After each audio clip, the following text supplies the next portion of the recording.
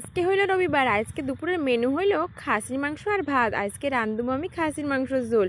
তো দেখো মাংসটাকে আমি প্রথমে ম্যারিনেট করে রেখে দিমু। ম্যারিনেট করতে লাগবো আমার পরিমাণ মতো লবণ, হলুদ গুঁড়া, লঙ্কার গুঁড়া, আদা বাটা, জিরা বাটা দিয়ে ভালো করে চটকা চটকায় মাখাইয়া রেখে দিমু। আমি কড়াইতে তেল দিয়ে দিমু অল্প পরিমাণ চিনিটা লাল হইয়া ফুইটা উঠলে তখন দিয়ে দিব আমি পেঁয়াজ কুচিটা ভালো করে সিদ্ধ হওয়ার জন্য দিয়ে দিব সামান্য পরিমাণ লবণ।